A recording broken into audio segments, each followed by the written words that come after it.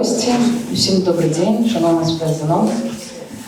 Я рада вас вітаць сёння в Беларускім доме з такой цудоўнай нагоды. Сёння мы открываем выставу, фотовыставу, першую фотовыставу спадара Зенона.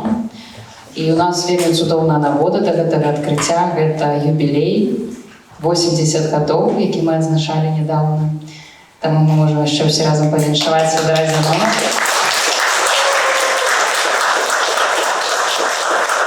Мы ўжо яму вельмі шмат усяго пазычылі. Я думаю, кожны з вас яшчэ, калі захоча, можа падысці пасля і асабіста павіншаваць аўтара фотавыставы. Меня зовут Настасья Кожапенко, я директор Белорусского дома и являюсь куратором фотовыставы. И трошечку предысторию расскажу вам, как мы дошли до этой идеи, как я дошла. Первый раз я начала думать про нечто такое 7 годов тому. Я працавала як фотожурналіст для розных беларускіх медыяў. А ў Варшаву я прыехала на вучобу ў магістратуру і вучылася ў Варшавскім універсітэце на факультэце журналістыкі на спецыяльнасці фотаграфія. І ў Варшаўскім універсітэце я напісала дыплом пра фотографаў, беларускіх фотографаў 90-х гадоў. Мне гэты адрезак гісторыі вельмі цікавіць, бо я вучылася ў гуманітарным ліцэі Якоба Коласа, і там мяне выкладалі дэпутаты незалежнасці Валентин Голубеў, Лявон Баршчэўскі, Пётр Садоўскі. Таму для мяне дэпутаты незалежнасці, у тым ліку спадар Зенон Пазняк, гэта не проста нейкія словы, назвы, гэта людзі, якія стварылі мяне як асобу, заклалі ў мяне стрыжань беларускасці. І калі я даведалася, што спадар Зенон Пазняк яшчэ і фотограф, пачала вывучаць яго глыбей, яго фототворы, і цэлае раздзелу дыпломе прысвяціла спадару Зенону, то я падумала, што варта гэта больш паказваць людзям, бо можа не ўсе ведаюць, не ўсе бачылі яго фотапрацы, яго фотаздымкі. Таму калі я пачала пра гэта марыць, думаць, для мяне это было нешта такое нереальнае, нешта далёкае.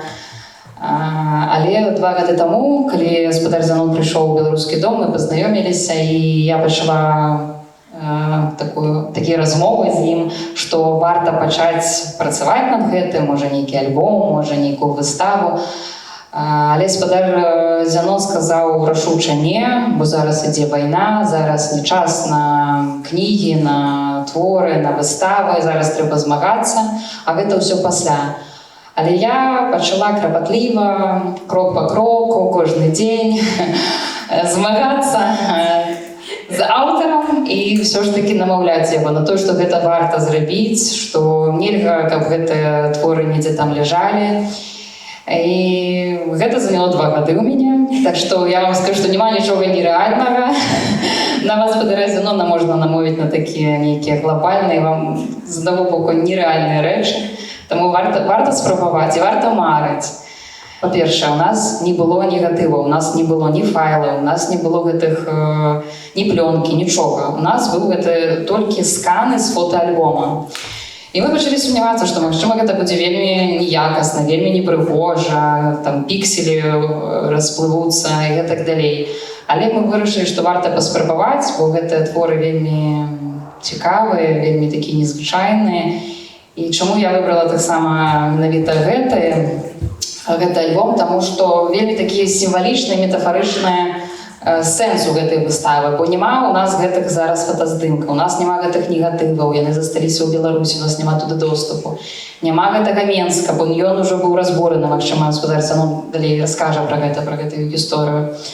І нас ужо няма там у Менску, і шмат, я думаю, хто з вас, і мы не можам туды зараз вярнуцца, таму гэта такая ностальгія, гэта такі смутак і памяць пра Менск, пра Беларусь, і наша вера, што мы туды абавязкова все вернемся.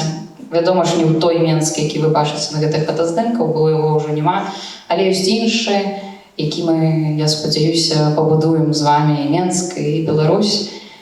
І вось я гэта зычу на дзень народзення спадару Зенону, каб яго галоўная мара спраўдзілася, і ён яшчэ пабачыў і суботнікі, і Менск, і Беларусь. Таму Запрашаю сюды аўтара гэтай выставы, спадара Зенона. Дзякую вам яшчэ раз, што вы далі мне такую магчымасць і спраўдзілі маю мару.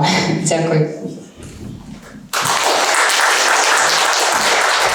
Добрый день, паважаныя сябры. Дзякую, што прыйшлі. І сёння мы паговорым не пра палітыку, а прагаворым пра мастацтва. Но, але паколькі мастацтва у нас зараз знішчаецца ў Беларусі, мастакі ў загоне, некаторых забілі вялікіх мастакоў, як Алеся Пушкіна, некаторых павыганялі, то ўсё роўна мы да этого стану нашага не адыдзем. Будем гаварыць і пра гэта. Найперш пра сябе. Я ўжо тут неяк казаў, што мой такі занятак, да якога ідзе душа, это дзве рэчы, но не толькі дзве, шмат, але дзве найперш. Это пісаць вершы і рабіць фатаграфіі. Але прыйшлося займацца зусім другім, таму што з дзяцінства, як кажуць, яшчэ сямейнага выхавання, я адчуваў, што мы жывём в такой краіне, дзе мы не ёсць гаспадары, дзе нас не уважаюць нашу мову, нашу гісторыю. І так быць не павінна. І я ведаў таксама гісторыю свайго рода, сваіх бацькоў, дзеда, і рашыў, што ёсць абавязак змагацца за бацькаўшчыну. І гэта прывяло да палітыкі. Я думаю, што, не гледзячы на гэта, все ж таки, што я, як кажуць, это адкінуў, але тое ўсё дасягнута. Што датычыць фатаграфіі? Фатаграфіяй я пачаў займацца з 14 гадоў, з 58 года. Я закончыў прыватныя там курсы такія фатаграфічныя. І з таго часу я здымаў пастаянна. Калі я вучыўся в інстытуце, то на лекцыях у мяне вісеў фотоапарат Зенітес. І ён мне заўсёды вісеў на шыі. І вы тут бачыце мінскую дзяўчыну, такая белая, вся блондзінка. Значыць, гэтым апаратам у тыя часы трэба было здымаць так. Бо цяпер людзі не ведаюць, я буду тлумачыць некаторыя рэчы. Трэба спачатку навесці рэзкасць. Ручною яна наводзіцца. Далей, трэба было выставіць вытрымку. Колькі якая доля секунда будзе асвечана фотоплёнка. Потым трэба было выставіць дыяфрагму, это адтуліна, якая пропускае свет. На гэта ўсё, секунд 20-30 ідзе. Ніякіх моментальных здымак не было нічога, ніякіх экспанометраў. Усё на вока. І ніколі не памыляліся. Вока натрэнірована так, што это ўжо ад прафесіяналізму ідзе. І я ішоў па вуліцы, это каля кніжнага цэнтральнага магазина, спыніўся тралейбус, выходзяць людзі. Выйшаў ты на том, у асноўным усе ў шэрым чорным адзенні, выходзіць высокая белая дзяўчына. Апарат вісеў, я толькі паспеў раз і пстрыкнуць. Таму што это секунды. Значыць, калі б Бог даў, што там у рэзкасці аказалася, вытрымка, негатыў вельмі дрэнны, я яго выцягиваў. Але у рэпартажы, у фотаграфіі ёсць такія моменты, нават тады, калі ты не паспяваеш нешта рабіць, пры той фотаграфіі 60-х гадоў, калі ты хочаш злавіць момент, хутка рабі, а там як Бог дасць. Цяперашнія апараты, людзі нават не ведаюць, што такое дыяфрагма, што такое ўсё, ён працуе аўтаматычна, ён проста націскае на кнопку, нешта атрымліваецца. Но мастацкай фотаграфіі не атрымліваецца. Усе валодаюць тэлефонамі, все валодаюць аўтаматычнымі апаратамі, ніякіх праблем, а фотаграфія не прасунулася ні на крок, наадварот, дэградавала. Таму што мастацтва, яно вымагае зусім іншага. Так фотаграфія – гэта вялікае мастацтва. І адначасна гэта такая вобласць чалавечага пазнання, якая дае магчымасць фіксаваць рэчаіснасць. Это вельмі важна, бо нішто так не фіксуе рэчаіснасць, як фатаграфія. У фотографии мае розныя жанры. Ну вот портрет, там, пейзаж, репортаж, там, рекламная фотография и так далее. И всюду человек с талентом, с мастацтвом проявляется. Вот. А шмат ёсць фотографій такой, ну, якой карыстаюцца людзі, ну, бытавой, сямейныя здымкі робяць, і ўсё, яны маюць значэнне, так, ну, у той час да тых людзей, якія знялі. І от праходзіць гадоў 50-70. І мы, чужыя людзі, глядзім тыя фатаграфіі сямейныя, знятыя ў 20-х годах. І нам так цікава, правда? Фантастично цікаво. А там просто, ну просто люди, вот знялися, вот стоять каля хаты, вот, знялися в этом одеянии, там все. И мы шмат разумеем, глядишь, и мы разумеем той свет. Так вот, у меня такий есть верш, один радок. Это найбольш тяжелее написать верш один радок. Миная час, и фотография шчыміць. Это основа фотографии. Миная час, и фотография выявляет тое, что не бачили сучасники. И она начинает говорить историей. Она звертается до нашего духа.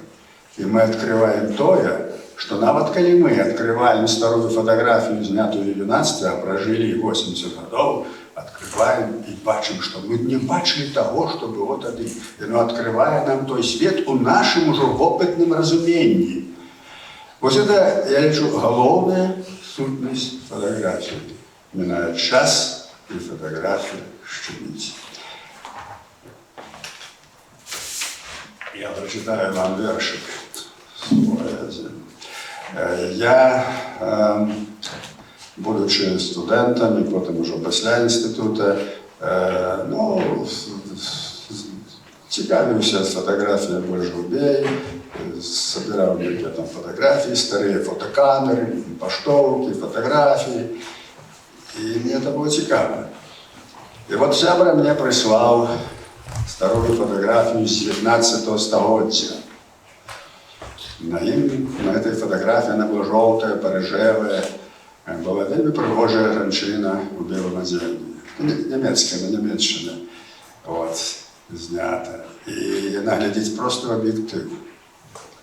И вот я гляджу на эту фотографию. И, знаете, я разумею все, я разумею сутность, и душу, я проникаю в той свет, я бачу того фотографа в качалку, Шаузі, фройляйн, і він говорить, допустим, я все это отчуваю.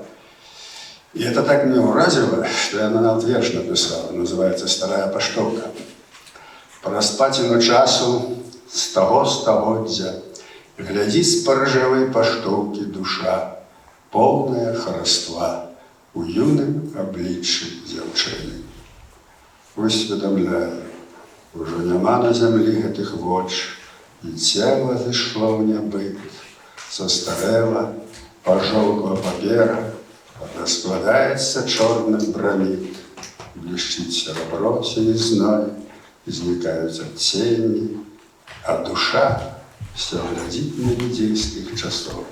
Целый свет повстает по иманению. Душа чоловіка виражається праз вочі. Треба обов'язково поглядіти у очі чоловіка, коли ви хочете зрозуміти, що за чоловік, що він робить. І ось проходить час, і ми бачимо от тих людей, які гляділи в об'єктив. Ми відчуваємо їхню душу у фотографії, чим вона щемить. А будучи сучасниками, мы это можем не зауважить, потому что мы живем другими явлениями, бачим целым человеком, чем он направнутый, там все. Вот что такое фотография. Растлумачивал верш. Раскладается черный бронит. Фотография робилася на эмульсии в бромистого серебра. Коли проходит шмат часу, вот бромистое серебро, оно пошло раскладаться и выходило наверх. И оно было такой звезду давало. Вот, блещит серебро звезду, возникаются тени и так далее. Знову это я тлумачу, потому что зараз люди користаються лічбою фотографії, и это для их терра інкогніта.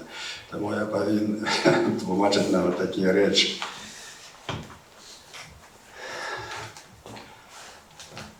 Ну і ще трошки об жанрах, потім про історію. Я фотографував, ну і до цього часу.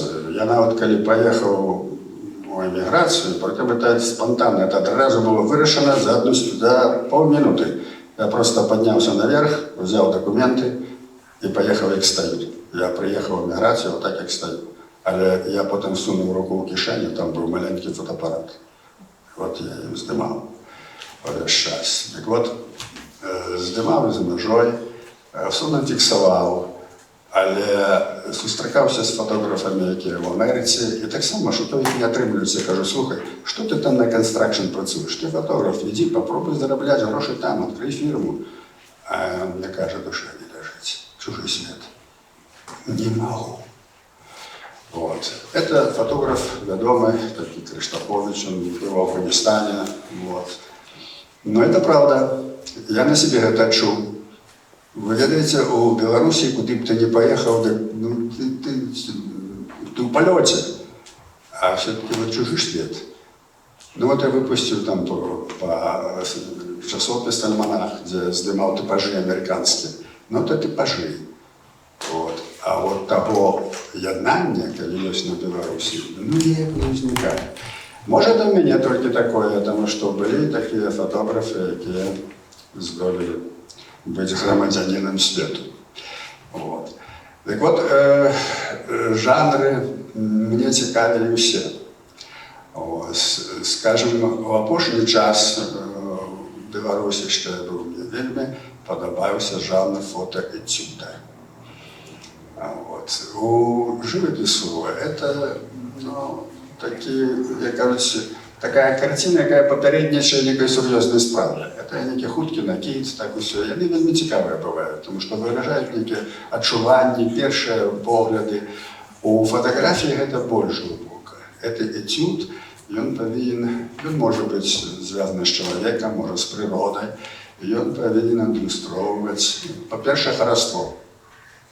Без хараства нема мастацтва. Это все подробка, когда вам показывают некое паскудство, и это не мастацтво, это деградация. Эстетика самое главное. Через хараство доходим до истины. Истина пригожая. Вот. Через хараство идем до Бога. Так само, это вельми важно.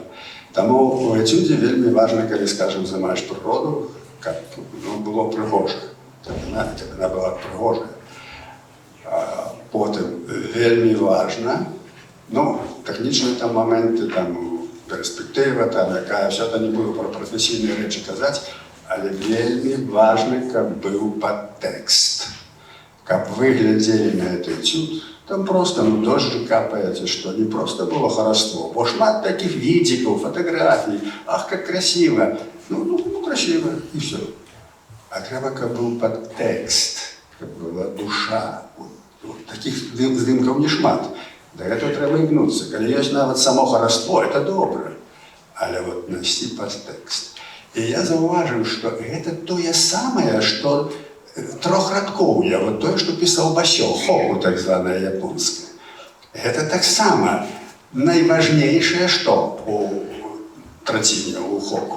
Це картина, яка повинна возникати у того, хто глядить. Бо коли я описую некую картину, я її бачу, я показую. Але може чоловік, який глядить, він не бачив такого опиту. І він не ведає. І на його може не здійсничати. Значить, вельми важливо, щоб це була типова картина, яка здійсничає на чоловіка. І другое, вельми важливо, щоб був підтекст. Коли у хоку нема підтексту, ну, то воно не сприймається. Я помню, на такое банальное уховку, что одну ячменную кашу есть сголодалый кот, а еще и любовь. Я переклав это так, что ущент сголодалый кот, одну ячменную кашу есть, а еще и марцевать. А знаете, что такое марцевать? Это Это котячий гон, коли вони пищать і коли вони оплодняються. У Марці, так, це все. Это вот Басё, ну, подтекст певний есть, так, подтекст одразу виникає картина, так само описание природы. Так вот, фотографія, вона має таку особливість, яка адлюстрована в поезії. От. Я, наприклад, писав такий вірш. Фотограф пише поету. Ти хочеш пригоже писати об хросте і розквечуєш словний запас. Я ж хочу виявити сутність краси, яка існує без нас. От розниця. І увесь світ – це область для творчости фотографа. Это такая необсяжная махчимость, невероятная. Вот. Но некоторые речі треба розуміти. Я от такий віршик написав сам собі. Я давно зрозумів, що хоку – це фотографія. Фотографія, якою можна писати пером. Так от, такої фотографії не було, хоку Басьо жив у 17 столітті. Ну, так от, тим не менш, от такий підход у його був фотографічний. Бо читаєш і справді уявляєш от це відсюди, уявляєш ці фотографії.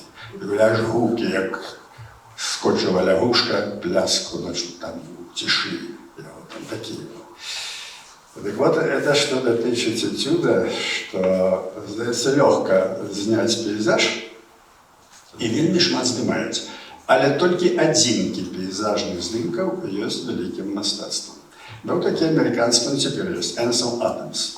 Він знімав тільки пейзаж, но він знімав такі фантастичні, казали, біблійські такі пейзажі.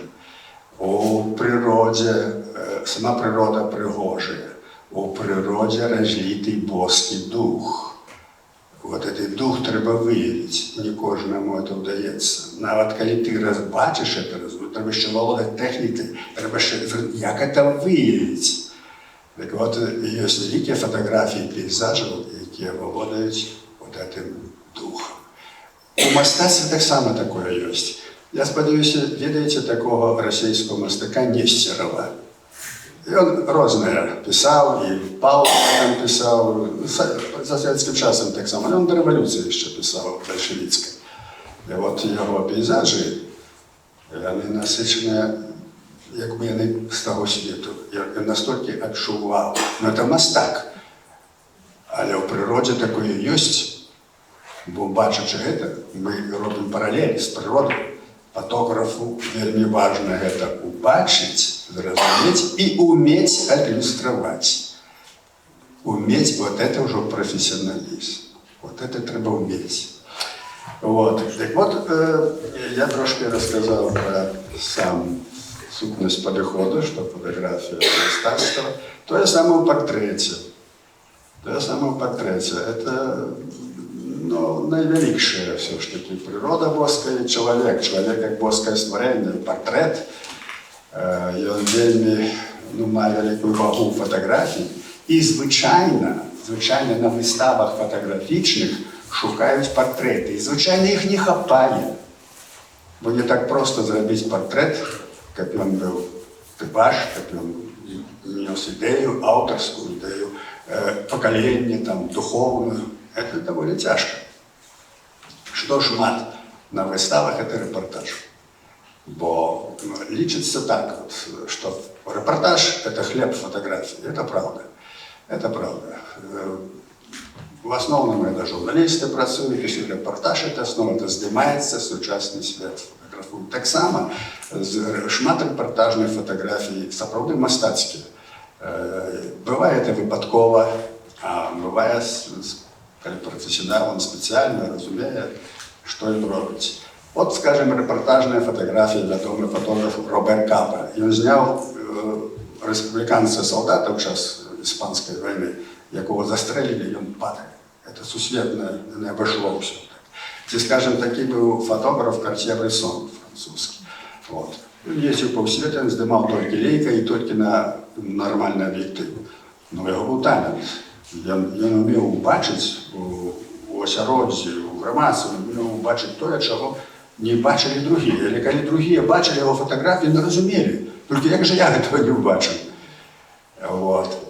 Тому репортаж – це вельми така важна накерунок у фотографії. І є фотографія прикладна, коли знімають, скажімо, які предмети. Самая тяжкая здымка предметов – это шкло. Это треба володать вельми великим профессионализмом, как вельми добре зробити шкло. Вот. Так вот, я хотел трошки так, голову рассказать про фотографию. Не буду рассказывать уже про ведомых фотографов. Несколько я вам назвал. Там Рубалькапа, Картье-Брессон. У нас, в нашей белорусской фотографии, она отметная на весь свет. У нас вынесли центральный затвор, скажем, у фотографии. У нас хорошие техники, что в 19 столетии працевали. Ось Дуніна Марцінкевича, портрет, який ви бачите, робив Антон Прушинський, це білоруський фотограф. А Костуся Калиновского, вот это, где он стоит, вот так вот, это робив Джузеппе Банойді, він носив свою фотографію в Менську. І він був повстанцем, він здобував зброю до повстання Калиновського. І він його сфотографував, Калиновського. Він був італійцем, але у Білорусі був. Раз у Білорусі був, знімав білорусів, діючи, він так само вклав в нашу культуру, це наш мастак. Вот. Так от цей портрет відомий Калиновського, це Джузеппе Банойді. Шмат ще було фотографів, які були за час большевицького панування розквечені. Був такий Напельбаум, був такий Оцуп. Доволі такі середні фотографи, але чому вони були так розповсюджені? І вони Леніна знімали.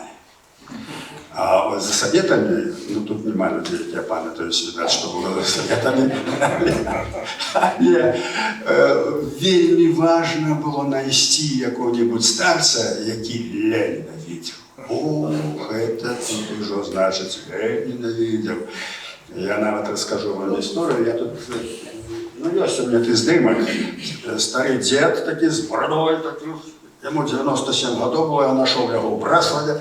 Рыбак вот такие, шутшие, мы с ним добро поговорили, а мне сказали, уже там рыбаки, что и я в райком заходил, это обов'язково треба было зайти, это Советский Союз. И кажут, что вот у нас есть дед воевода, так вот тут Ленина видел. Вот можете его сфотографировать. Да, может и видел, так что-то я так зам'явся трохи. Меня это зацікавило. А я споткався з цим дедом. І почав з ним говорити. А я кажу, що там було, чому, от, як ви бачите. У нас там от в полку, знаете, вот, портянков не было там, вот там, значит, что ж мы посыпали. А мы говорят, солдаты, надо к Ленину идти. И вот я говорю, он пошел портянки в Ленина. Пошел к Ленину, и кажу, як було. Ой, знаете, это такой человек, это такой человек. Я кажу, добре, вот вы як до Ленина зашли, як я був, у кабинет, так я зашел в кабинет. Я кажу, Ленин был один. Нет, там еще кто сидел. А кто сидел? Троцкий. А Троцкий, я питаю, был в шапці чи ні? А його вуси були чи ні? Я заблитав, одним словом. І я зрозумів, що не був ніякого Леніна. І що не бачив. А потім я мав розмову зі старожилами Браславщини. І що висвітлилося? Висвітлилося, що це рибак. Йому 90 років, він такий крепкий був дід. Вот. И он идет, и тут на ганку сидит начальник милиции, там это менты сидят. Ну что, воевода, ну что ты тут бродишь, вот, сколько тебе лет? Ну, такие вот хамские, знаете, они же начальство, а тут некие рыбаки эти. Вот, какое твое дело? Вот, так тебе 90, слухай, так ты ж мог Ленина видеть. Видеть? Мог видеть. Вот, скажи, что ты видел Ленина. Тебе деньги будут платить. Дед стоит, и слухай. Что ты глядишь на нас? Вот давай. И что вы думаете? Этот дед мне сказал, что он Ленина бачил. Его запросили в школу. И он в школе выступил, что Ленин бачил. Надрукували в стенгазете. Потом с Витебского телебачення прислали таксама журналістаў, яго знялі, запросілі на Віцебскае тэлебачанне, ён увайшоў у ролю. І все, Леніна бачыў, і все. Вот что, он стал великой фигурой, этот дед, на всю Витебщину. И я приехал, когда он был в Ославе. Еще вам расскажу, як оно и шла эта слава. Звонят с Витебска, секретарь райкома Брастовского, и кажет так, а что же вы понимаете, вы же вот человек есть, Ленина видел, а мы его пригласили в Витебск, а вы машину не даете. Ну как это так? Что он пешком пойдет? И дали утык старшине райвиконкама. Ну то есть что делать? Он звонит в милицию, начальнику милиции, отвезти товарища воеводу туда и туда. Той же, зная, что он ему сказал, ты скажи, что Ленина бачил. А ему с райкома сказали, вези Ленина на встречу с молодежью. И вот он везе этого воеводу. Воевода сидит на заднем сиденье в этом козлу, и то ему лается матом мент, той каже, и ты, это за тебя. А той каже, ты давай вези, недаром Ленина бачу. Вот такая, это соправдная история. Соправдная, это я не анекдот вам рассказываю. Вот, и я это где-то снял. Ну, я лечу, портрет добрый отрывался. Такие-то кулаком махая, борода развивается. Вот. Ну, это такие вот истории. Историй таких было шмат. Так вот, я объехал, ну, всю Беларусь. Я шмат где был. Я шмат что снимал. Я снимал методы Кирована. У молодости, когда я был в Свободниках, я снимал свое осяроддзе, я снимал людей, я снимал похование, все снимал. Больше того, я же был молодой, я в школу ходил, и мать мне купила там аппарат, все. А я решил отпрацовать эти гроши, но я же не могу за кошт мати вот так вот. То я под костелом фотографовал там людей за 20 копеек, там ты что, и мне шмат фотографий этих девчат молодых, 50-х годов, все это есть, и теперь я гляжу, их душа говорит, все это бачу, что это полно таких снимков. Вот, я все откупил, все я отпрацовал, все откупил, и фотоаппарат, и все, что мне мать купила. Вот, но это так треба. Я не як одразу розумію, що так треба. Поразительно робити.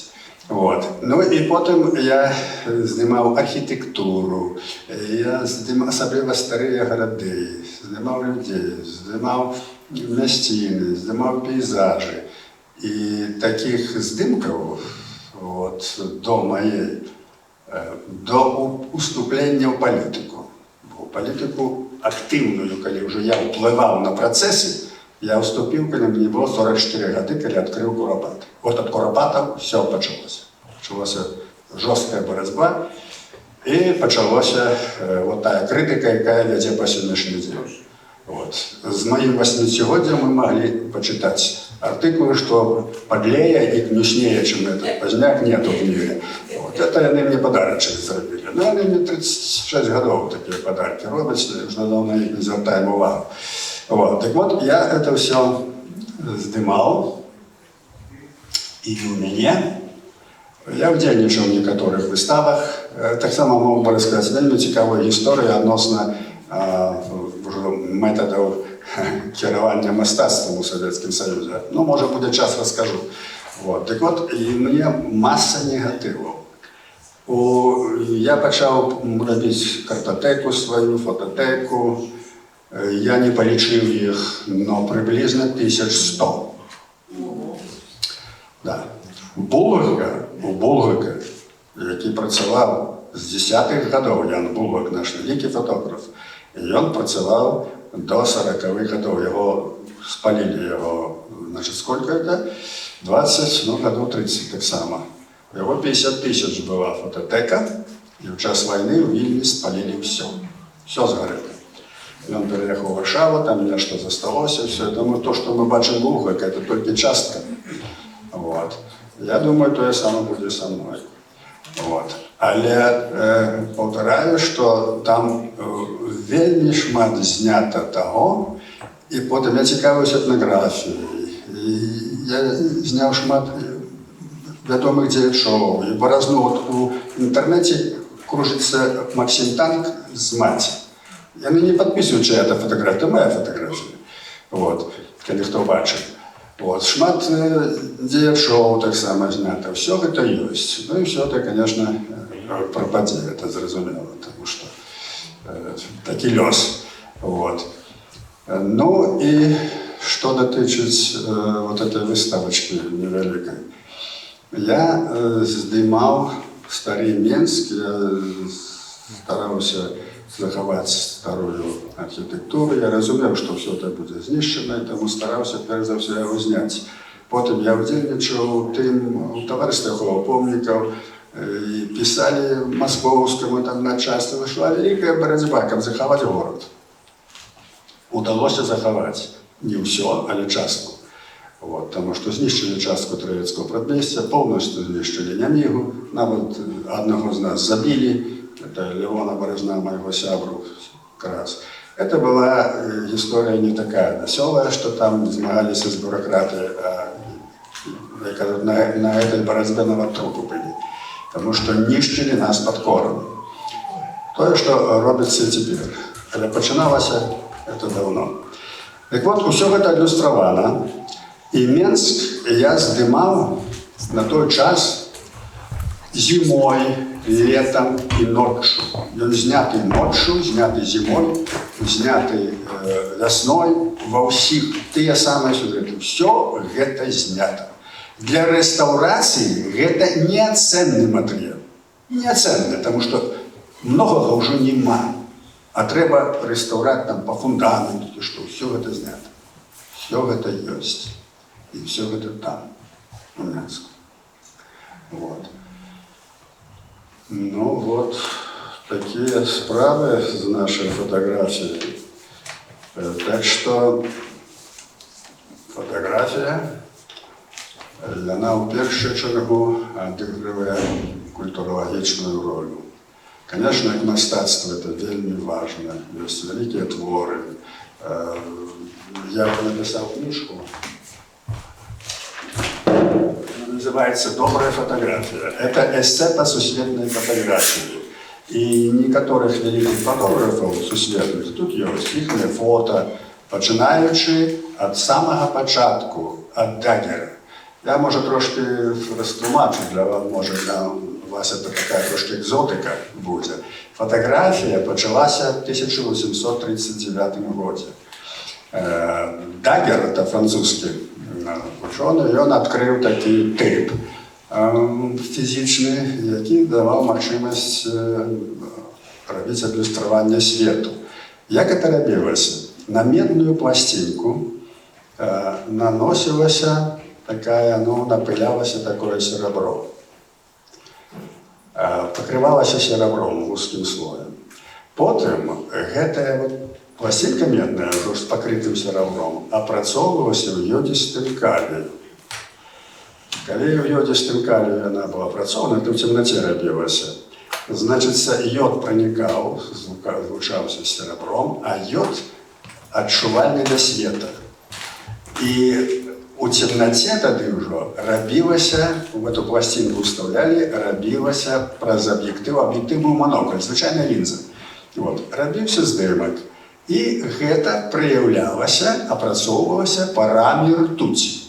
Ртуць награвалася до 65 градусаў, ставілася туды гэтая пластинка з медным звёдзістым серебром, адбывалася рэакцыя.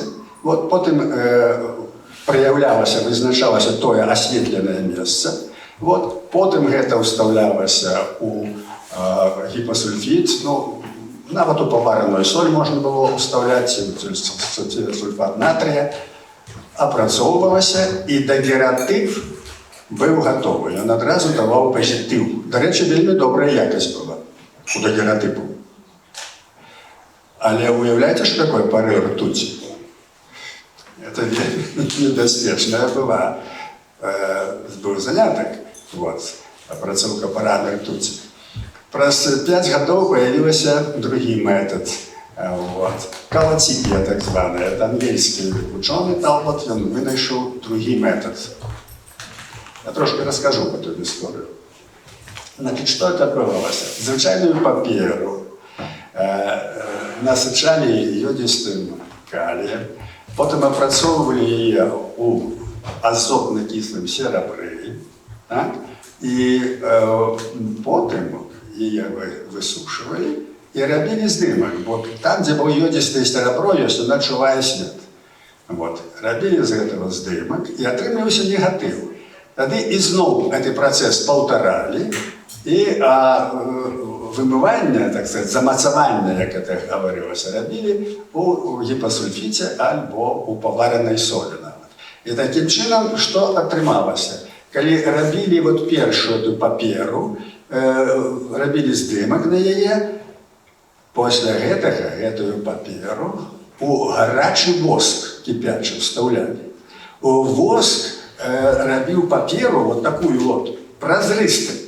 І там, де йодистое серебро засталося, воно робило негатив. Уже з цього негатива робили процес такий самий. Значить, друкували, прикладывали паперу, освітляли світом, і знову це проводили, і знову отримували позитив. Вот это названное каватитель, або толпотитель, так званий. Вот так фотографія йшла. Это був дорогий процес. Потім третій процес, це мокроколоїдний процес, так званий. Это что отбывалось? Фотограф у желатине варил эмульсию з йодистого серебра, вот туди бромисту, варил эту эмульсию. И у темноте, при червоному свете, бо йодистое серебро до червоного света не чує, он покрывал пластинку, так, и мокрою вставляв апарат и робив здимок. Потім він знову її проявляв, вимивав. Так. Вот эта махчимость, но дала більше махчимості для фотографії, але мокрий процес. Вони могли тільки на мокрую робити. І опошнє, вот четвертая уже, эта фотография, она уже сняла вот до опошнего часу. Это коли научились робити сухую эмульсию. Вот. Вот толпати, это мокрый колоидный процесс, они на шкляную пластинку это робили. Вот. И вот научились на шкляной пластинці робити сухую эмульсию, а потім плетку, ну и так далее. И вот до опошнего часу вот этот процесс фотографии и был. Вот. И тут еще повинен сказать, что вот это мокрый колоидный процесс, коли мокрую наставляли, в конечному випадку опрацьовували її у циянистому калії. Знаете, что такое циянистый калий? Коли переплатите с коньяком, то имманентно будет смерть, можете не сомневаться. Вот. А их подобное вельми. Был такий випадок у фотографії, я то не вірю, що переплутав фотограф лимонад з циянистим калієм. Но он, видать, выпил так званую червоную кровяную соль, это калий железо семиродистый. Вот. И тут же з ним стало трудно, но його бицем би вирятували. Яким чином там промили, що не знаю. Я думаю, що це неправда. Але це, от, про що я вам кажу, вся моя діяльність, вона заключалася. Червоне світло, лабораторія, друкуєш великі фотографії, закасані по локті, бо робиш усе руками, дихаєш хлором, бо виділяється хлор при великих этих. Это вельми працеемкий процес был. Вельми працеемкий. Ну и треба було, кажуть, в этом розбиратися. Так вот, трошки вам з історії фотографії розказав, бо тепер ніхто нічого не ведає, тільки натискає на кнопку. Вот, але повторяю, що так вот эта фотографія. Я до сьогоднішнього дня, коли мені треба нещо зробити, я хоч вельми дорого, я купляю эту пленку, ще випускається, стужка. Вона зараз дорогая, і я эту фотографію роблю, бо вона дає зовсім другу якість. Є такий от фотограф у нас, це американець Кунштадтер. Він був секретарем посольства американського в Білорусі. Він вивчив білоруську мову. Ось, і він закохався в білоруський народ. Він кожен год приїжджає, ну тепер уже, видать, ні.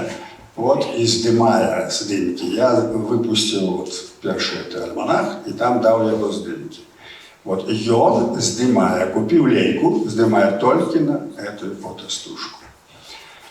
Ну, поскольку мы говорим про фотографию, я повинен такие речі сказати, бо фотографія, от та, яка була до лічбою фотографії, вона дає великі можливості в мистецтві і творчості. Ти сам усім керуєш, ти сам вибираєш фон, ти можеш його менш резким зробити. Ты можешь вытримать любую вытримку, яку ты хочешь. Ты хочешь осветлить тени, при здымці, при позитивном процессе. Дає великі творчі можливості. Вони тяжкі. Есть три момента. Это здымка, это проявка негативная и проявка позитивная. Я, например, так для себя найбільш, но у позитивному процесі. Я мог робити такі речі в позитивному, яких ніхто не мог зробити ні в Мінську, може, ні в Білорусі. Тим більше, я мав можливість вчитися у одного майстра старого, і я мог робити мистецьку ретуш, вона робиться скальпелями мистецькими, так як це. Якою, зараз це ніхто не знає, це все забито. Але я можу реставрувати фотографію з чорної, з ніякої, зробити живого чоловіка. Мой сябра утопився, і нічого не сталося, тільки від студентського білета його фотографійка вот такая. Это такая грязь одна вылазит. И я эту фотографию реставровал, с перепинками, амаль 2 тижні. Я зробив живого человека. Вот. Это то, что я працював в музеї, і мені спеціально під мене створили посаду. Фотограф по особливо складаних роботах. И зарплату в 2 рази повеличили. Вот. Так что вот эта фотография, якую вы уже забыли, этот метод, многие мастаки фотографи її не забувають, її користаються, і вона дає в мистецтві значно великі можливості. Що дотичить фіксування речовісності, документів, все, звісно, лічбові фотографії не порівняні. Любой з вас може взяти цей документ, тут же телефоном стрик, і воно пішло, і все, це все працює. Тоді такого не було. Тоді хутко так не зробиш, і якість не така. Тому свої є плюси і в тим, і в гэтым. Коли порівняти по можливості, здійснення, фіксації світу, то, звісно, лічбова фотографія – це прогрес. Це великий прогрес, безумовно. Але повторяю те, що в мистецтві я можу зробити, тобто фотографії на негативі, на позитивному процесі, у лічбовій ніякий фотошоп нічого не допоможе. Хоча я володаю. Что бы ты ни робил личбовой фотографии, коли ты усе равно это мертвая фотография. Усе равно. Вот эта личба, вот эта мертвячина, ну и оно есть. Тая фотография, она дыхает. Она все равно дыхает. Вот. Это як би ти якісно. Притим фотографу як мастаку треба в час спинитися, тому що вона дає таку якість, все, резко, все. Вона мертва. Она мертвая. А это не. Притым, самая вот беда этой фотографии личбовой, это резкость, от такой невозможно позбавиться. Я стараюсь снимать малыми камерами, этими самыми кишенными, специально, бо я не снимаю выставочно, для книги, для интернета, как не было этой резкости. Когда вы читаете у нашей Ниве, які подлый поздняк, які это, то вы бачите мою фотографию. Знята резко-резко, где бачите все поры, все недохопы, все. И думаю, какой старикашка противный. Но я же это ведаю, слушайте, я же профессионал, я знаю, ребята, что вы робите, я знаю это все. Люди это не ведаете. То и мы не ведаем. Вот. Час коммунистов был на конференции в Берлине. Значит, по Чернобылю тогда. И все, эта служба кебеджевская там, присылая своих журналистов, в Берлин прислали, и они будут меня снимать, они мне задают питания, и оператор на колени, и снизу меня снимает. Я говорю, молодой человек, что вы робите? Вы знаете, когда снимать человека снизу, это робишь такого болвана, это ж треба разуметь ракурс, як человека снять. І я ж бачу, що він робить спеціально, щоб показати мене у вельми негативному стані. От знизу я кажу, ви цим не займаєтеся. Ви не з тим зв'язалися. Вот. Так вот, это личбовая фотография, є такий недохоп. які у фотографії вот этой пленочной лічився, ну, старалися досягнути резкості. Спеціальні об'єктиви робили, бо справді не хапало для многих, особливо для документальної фотографії, не хапало резкості. Коли треба робити великі повеличення, там була ціла проблема. Пленка, яка випускалася, вона мала так звану свою широту. Ну, це технічні речі, я не буду це розказувати. І пленку спеціальну, працювали розуми на этом, об'єктиви спеціальні, досягнути резкості. А тут наоборот. Тут наоборот, тут, як кажуть, коли шмат пікселів, все це буде тобі кожна порочка видать. Вот. Тому різний підход. А фотографія, особливо коли робиш портрет, він не повинен бути вельми різким. Не повинен. Обличчя чоловіка, воно повинно огульному сприйматися, а не сприйматися натуралістично. Тут треба мати густ, треба мати професіоналізм, треба розуміти, як це робиться. Можна і лічбою це зробити, безумовно. Зараз випускають такі апарати, які дають можливість там і фон розмити, і все, але все одно він штучний. І він не такий, він не дає той перспективи, яку давала вот эта фотографія, яку я парені. Ну, вимушений вам про це сказати, тому що, коли ви відкриваєте в інтернеті яку-нибудь там газету, типу газета «Виборча», это, знаете, это украинский Польша. Это однокольоровые фотографии. Это ты не можешь воспринять ничего, потому что она тебе, вот эта строкатость, она душит и все. Там працюють дальтоники, они не розуміють, що это жах. Как на вот все просто чорно-біле зробило, і то було плепі. Вот. Потім кольорова фотографія. Вот весь світ, він у нас, він пригожий, він гармонічно створений Богом. Но коли ви робите некую кольорову фотографію, некую, ми ж робимо фрагменти, як правило, все розвалюється. Збалансувати при здимці колір вельми тяжко. Тільки хороший професіонал це може зробити. А у чорно-біле вона обагульняє все обагульняє. Настоящая, справная мастацкая фотография черно-белая. И все досягнения там. Потому что у колеры вельми мало кто может працевать. В основном я называю их дальтониками. Не разумеют, все разваливается. Вот. И они просто не разумеют, что это робится. Вот. И эдукации такой нема. Когда мастаков учили анатомию и все, то колеру кто ничего не учит, видать. Так вот, это я резко говорю, потому что я просто веду, я пробовал працевать у колеры, все это вельми тяжко сбалансовать. Конечно, можно жить там фотошопу, все, але самое главное при здымце это сделать. Тому черно-белая фотография, это есть фотография мастацкая, она обагульняя в образ. Она знищає всякі натуралістичні деталі, всякое, що відходить, як кажуть, від почуття, які не потрібні. Вона концентрує на цьому образі. І тому мастаки, фотографи працюють з чорно-білою фотографією. Вот. А вот это, что мы бачим, ну, некоторым людям на вот тлумачить не приходится. Ну, что раз тлумачишь, когда человек все разваливается, все кричит. Вот. Это вот что дотычет таких техничных якостей. Бог это связано. Это связано. В принципе, мой один сябра говорил так, что мастак-фотограф может заработать хорошую фотографию, когда его будет, ну, пластинка, пленка, взять ведро, пробить цвиком дырку, поставить и заработать. И это правда. Это правда.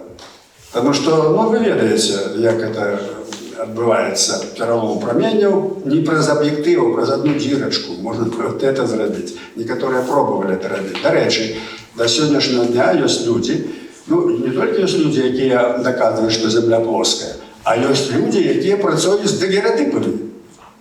Ртуться, сюди працюють і роблять дагеротипи. Ну, вот такі от. Так що це вот що дотичить всієї фотографії, які тут є речі. Вот. Ну и что дотычить здымки. Так вот, я старался специально как здымать все, что повинно быть корыстным для белорусской культуры. А кроме что, ну, мастацкие фото я старался, я робил, ну все, я был в институте, я снимал за советами НЮ. Это было заборонено, это оголенная фигура. Вот, это было заборонено. И была выстава в 1974 году, когда собрались наши фотографы, такие передовые, и решили насуперек коммунистичной пропаганде сделать хорошую выставу. И на этой выставе, там было около 200 фотографий, 20 фотографий были мои, у тем лику першиню в Беларуси было ню. Это было что? Это вот две оголенные женщины и с узорой Великой Медведицы. И называла себя Великая Медведица. Там на метр была фотография, одна стоит на коленях, и вот туда глядит, другая так само, это такое. Ну, это не кич, оно цікаве было, а теперь я такое не роблю, конечно. Вот. Ну и вот, значит, эта фотография была, все. И вот приходит, а любую выставу принимала комиссия от ЦК, это был головный, кто был от ЦК, от Министерства культуры, от профсоюзов, от горсовета, и все эти чиновники приходят смотреть, ну что здесь, как тут, что они наделали. И вот они приходят, но хлопцы уже говорят, ну все, Зенон, за твоих нюх всю выставку закроют. Что, а можно куда да, все. Ну такие, хорошо, что пришли, так посмотрели, да, а это что, да. Все. И тут, а мы там сидим сбоку, и тут подходит до меня человек с этой команды и говорит, Зенон Станиславович, вас просит подойти Парватов, товарищ Парватов. Это наместник отдела культуры ЦК. Это головное, не важно, что наместник, это головное в сфере культуры. Министр перед ним на задних лапках. Все вырашали коммунисты. Ну вот я подхожу, я все сразу зрозумел, о чем справа. И вот он стоит перед, а я володав всеми техниками, якими володала фотографія. Соляризація, псевдосоляризація, ізогелія, я все це робив. Рельєфом, особливо ізогелія, і це вельми тяжка працейомка. Це знімаєш по 4-5 негативів, потім сполучаєш. Ну, вельми це тяжко зробити, я це робив. І от він спинився перед фотографією, тут могу вам показать, или, правда, на экране я уже не робил файлы, бо ну, светло. Вот. И он спинився, там фотографія братовського такого колодежа, зроблена псевдосоляризація. Вельми пригожа фотографія. А він глядиться і не може зрозуміти, як це вийшло. А він фотоаматор, трошки сам здоровий, він пригласить сюди автора. Ну, я одразу все зрозумів. Вот, я с великим почтением, да, что, ну, вы же понимаете, вот как это так делаете, ну, вы же, то есть я его поставил так, что он все понимает, а вот к его пониманию я даю добавление только я такие. И так все, хорошо, да, интересно. А это как? А это, знаете, вот так надо, то вот я вот стараюсь. Да. Ну, интересно, спасибо. Что далее? И вот пошла всякая синклит. Пошли, значит, уже принимать решение. И первый, выступая, наместник министра таки был, вот прозвище зараз скажу, Ваницкий. Удриск разносит нашу выставу. Да это же какой-то формализм, товарищ. Это что, раз можно так снимать советских людей? А это что? Это же, вы подумайте, это порнография. Голую женщину, то все, это кто такой? И он там разбил вот так вот. И они все вышли в раж, что выставу треба закрывать. Не можно давать выставу. А после выступает товарищ Парватов. Скажет, а знаете, товарищи, а я вот другого мнения. Я вот думаю, и начинаю рассказывать, что все-таки это интересный творческий подход. Надо давать дорогу товарищу, чтобы развивалось искусство, все. И все начали тут же говорить, что да, и приняли эту выставу. Это было один, и больше такого никого не было. А в 1974 году это прошло. Вот так любую выставу мастацкую, там погоня наша была. Это вот принимал такие синклит с ЦК, там все, и они сказали, вот это снять, это вот не надо, это то, вот так было мастацтво при Советским Союзом. Так что, когда умело подойти товарищу Парватову, Так можно что-нибудь добиться. Это вы думаете, что вам анекдоты рассказывают? Это сапраўды так было. Вот. Так вот, тогда, конечно, было вельми тяжко. Вот, но тем не менш, это же самое, как я писал верши у стол. Я выдал потом несколько книж. Одна из них, вот эта «Глория Патрия», это около 1000 вершей, они все были написаны у стол. Это за часов Советского Союза было. А в 2000 году я эту книжку выдал. Так и с фотографией. Все, что ты робишь, я не выставлял. Я пробовал, у меня есть готовая выстава, и она в Минску в великом формате, 120 фотографий. Я пробовал выставить нигде, никакой дороги не было. Так вот, фотография так само родилась у стол. Вот это все негатив, это все снято, это все не обнародовано. Вот я свои книжки робил так. Верши и фото – это все мое все оформление, все. Это внимание одной чужой фотографии. И я таких книг шмат выпускал, и таким чином я якби и мои альбомы старался сполучить и фотографию, и одночасово верши. Но тут это такая машина з'явилась, потому что тогда за советами это было абсолютно немагчыма, и ни книжку, ни верши я выдать бы не смог. Я вымушен рассказывать, какие были их тяжкости. Но справа не в том, что там можно поравнать с Бельгией, там, с Францией, что там были такие, там был Картье-Брессон, там был Брассаи, там был Группа Магнум, а у Беларуси тут как бы не было. Нічого подобного. В Білорусі було ще більше, ще лепей, але немагчыма було це виставити, немагчыма було видати. Це було немагчыма. Я видавав такий альбом «Брасловщина», потім він був мені заказаний, і я намучився стільки, його 100 раз забороняли. Там крижі би замальовував, каптов, потім вирішав машерів, доїхав на паштовку, стриптарцика. Вот. Это жахливо. И я думаю, что, не знаю, не переживу. Вот это простый альбом, где были сняты там, церкви, костелы, кони там, где были все. Где было некое життя белорусское снято. И это было вельми тяжко. Тому порівнювати, що було у вольной Франции, где ніякої цензуры, и что было у нас, не можно. Это категорично не можно. Вот. Але зараз це так само, все, що білоруське, воно знищається, але воно вийде тоді, коли буде вольна Білорусь. Воно вийде, це напрацьовано.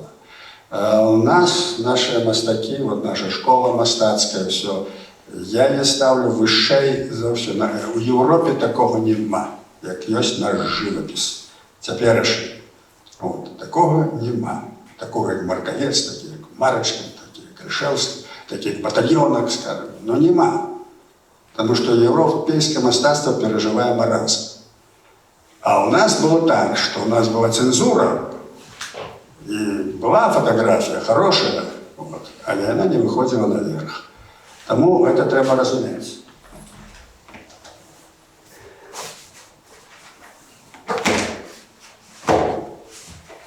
Я взял несколько книг, я не все фотоальбомы фактично. Вот. Але вони разом з текстами йшли, разом з тим хопом, про який я казав. Вот. Що фотографія, вона може бути так само. І я просто хочу зараз прочитати картину.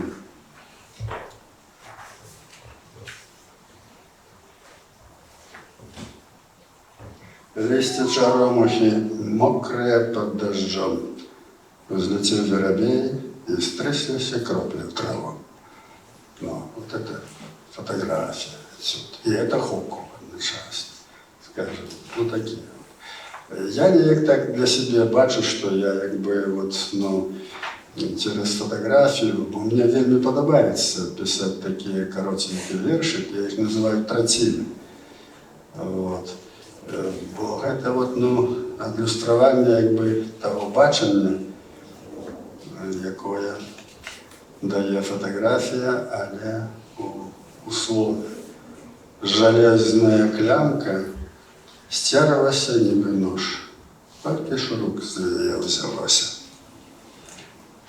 От, це так само, скажем,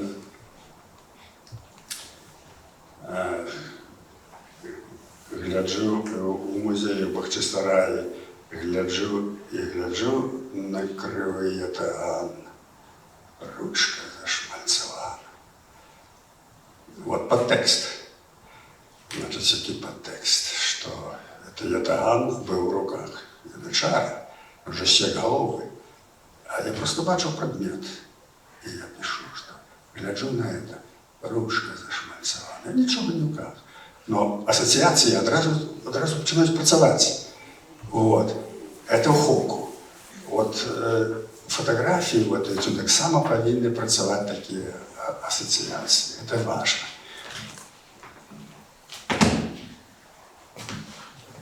Ну і тепер трошки спинюся на цій виставі, яку ви поглядите.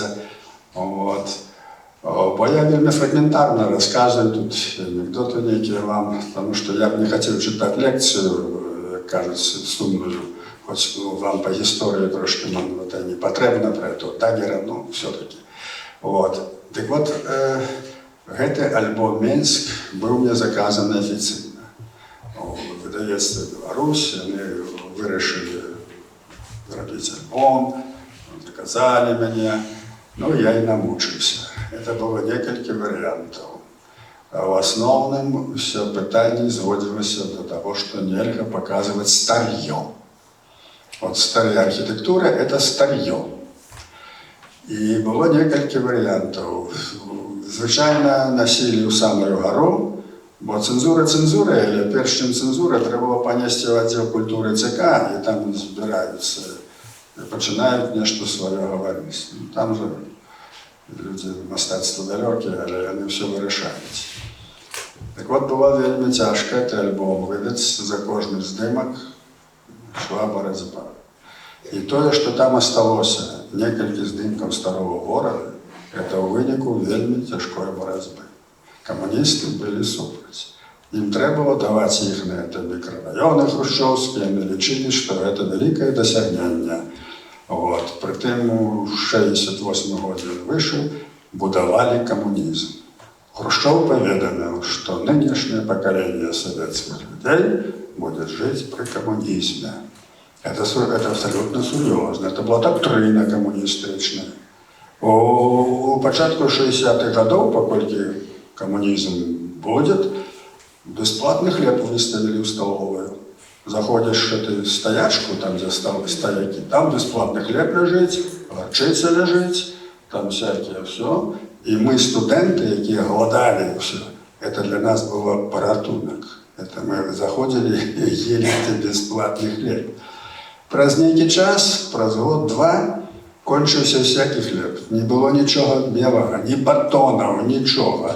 І Канада, Советский Союз закупив у Канаді там кормовую пшеницю, і тоді тільки почали вже батони з'явилися. І от так кончився комунізм.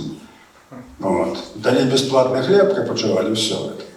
От. Так от, тоді для фотографії були вельми тяжкі часи, тим не менш, некими висілками вдалося цей альбом видати.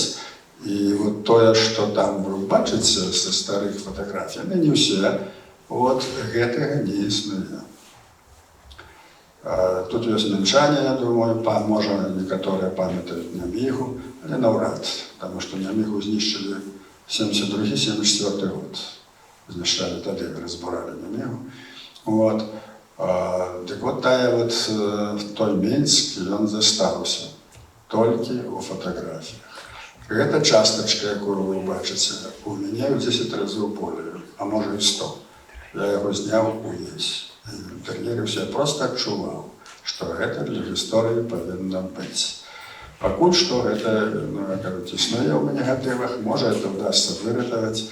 І зноў жа я вам ад пачатку сказаў пра сутнасць фатаграфіі, што минае час, і фатаграфія шчыміць.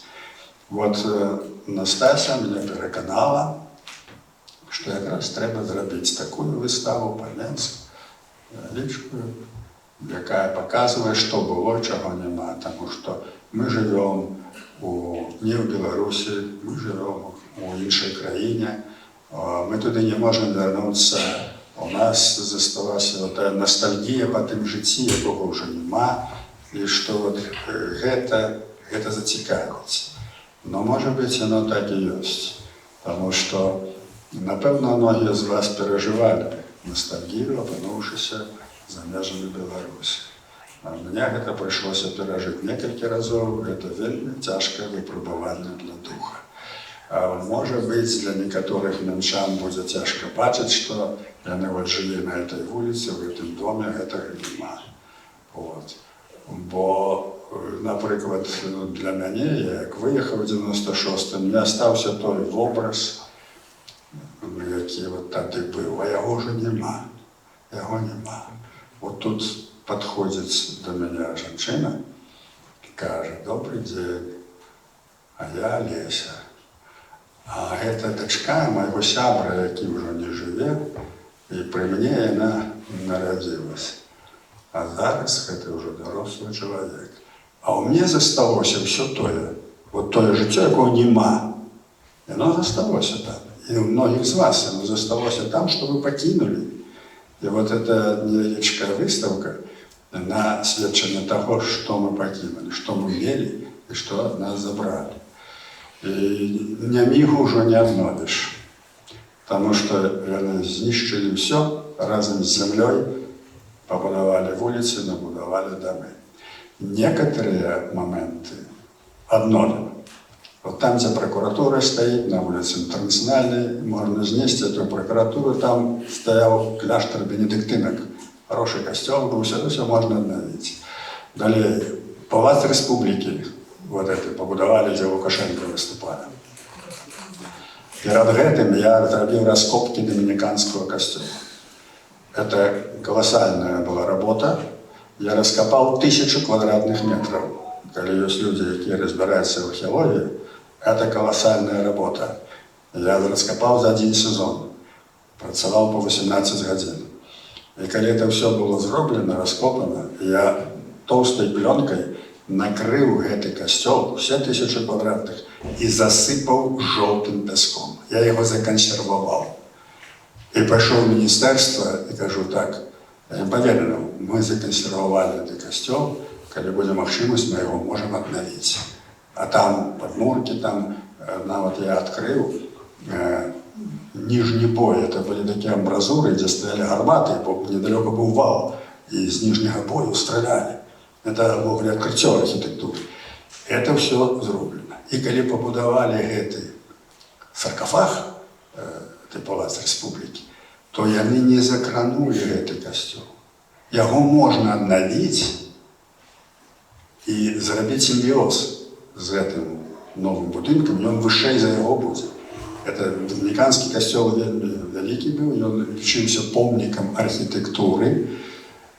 За его немцы заплатили репарацию, 25 000 там, марок, чи что. А когда решили поставить помник Сталину, то это доминиканский костел взорвали.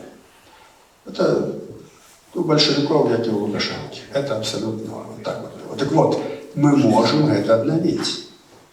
І на тих місцях, скажімо, у Полоцьку домініканський костюм знищили, побудували там 12-поверховий дом. Але є здимки, це все можна, этот дом зняти, наново обновити і все зробити. Ви, може, думаєте, чому я, бо я це все здимав, я здимав, щоб це не пропало.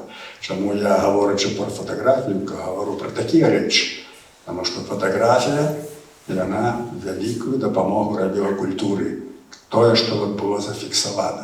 І я це розумів, не тільки мистецтво, я здимав деталі, я здимав капітелі, все. Бо коли большевики знищать, щоб це все було, ми могли відновити.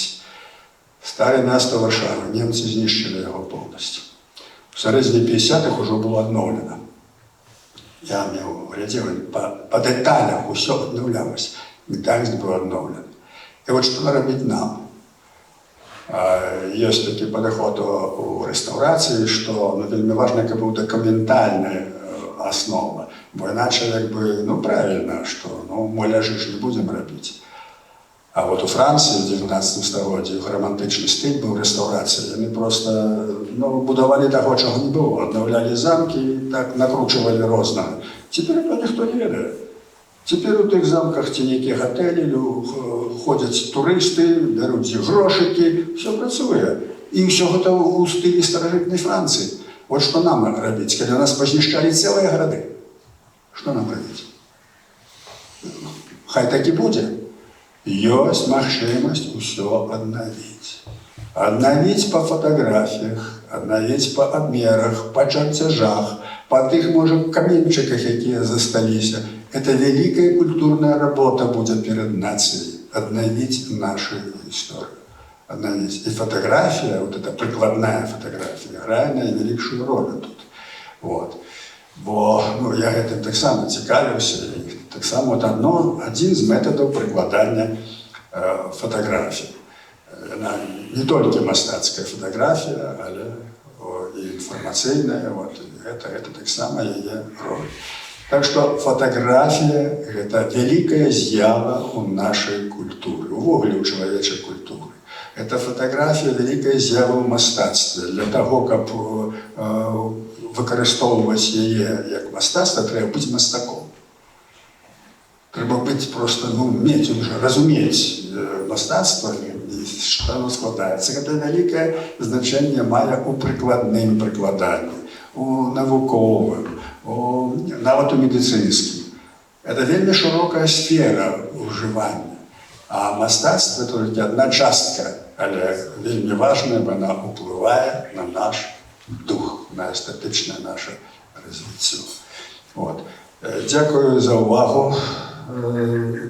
Спадзяюся, што пасля мая фрагментарного выступа вы паглядзіце выставу. Акрамя таго, там, дзе выстава, там прадаюцца мае кніжкі. Вот. Я пару слов про гэта хочу сказаць, бо у мяне так атрымалася, што павінен быць выбар, што я буду рабіць за мяжой. Бо можна было паладкаваць сваё жыццё, зрабіць нейкі бізнес, трэба ўсё, і ўсё, мець кадзілак, як кажуць, мець дом, усё можна было. Я ж бачыў, у Амерыцы людзі, беларусы паехалі, як яны прыстасоўваюцца. Я рашыў, што я не кіну палітыку, а калі буду працаваць, значыць, я не буду. Таму я стараўся знайсці нейкі такі, шлях паміж адным і другім. Нейкія магчымасці нейкіх заробкаў. Я выпускаў часопіс «Беларускія ведамасці», прадаваў яго в Амерыцы. Кошт часопіса $1. Але калі я яго прадаю, амерыканцы, беларусы знаюць, што трэба грошы на это. Яны даюць $200 за один экземпляр. Рознымі спосабамі. Але паўтараю, што гэта дало мне магчымасць прысутнічаць у творчасці. Я напісаў каля 40 кніг. Паэзіі, паэмы, романы, драматургія. І ўсё это пісалася не так, што я толькі пісаў. Я пісаў у цягніку, у самалёце, ўсё. Бог даў, што я магу адключыцца. Вот. Это я ўсё рабіў. І вот гэтыя кнігі, бальшыня, яны тут ёсць. Калі вас цікавіць, калі ласка. А апошнюю кнігу я выдаў пару тыдняў таму, 10. Она называется «Сам выдат». Значит, у 70-е гады, калі былі рэпрэсіі, якраз мяне рэпрэсавалі апошні раз, у нас былі групы беларускіх людзей у акадэміі, это акадэмічны асяродак, быў так званы паддашак, многія ведаюць, это мастакі. Вот, і мы выпускалі «Сам выдат». Это такая калька з руского «Самиздат», это самовыдавецтво. На машинцы друкавалі, некалькі экземпляраў распаўсюджвалі. Вось і історыя самвыдата ў Расіі даволі вялікая. Вот. А ў Беларусі як бы няма, ён быў. И некалькі моих работ оказались в интернете. И я их знайшоў, мой сябра знайшоў, подказал мне, и я выдал их особной книжкой. Это называется «Положение в Беларуси» и католический часопис «Вера». «Положение в Беларуси» написано в 1974 году. Ориентация была на «Голос Америки» и на «Немецкую хвалю».